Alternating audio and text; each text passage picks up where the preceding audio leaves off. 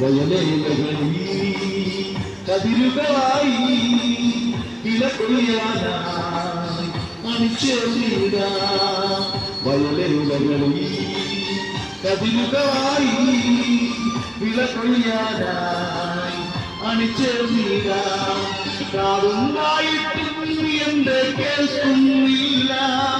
മിഴികൾ സത്യം എന്റെ കാണുന്നില്ല കാവുണ്ടായിട്ടും എന്റെ കേൾക്കുന്നില്ല മിഴികൾ സത്യം എന്റെ കാണുന്നില്ല ആകാശം മാറും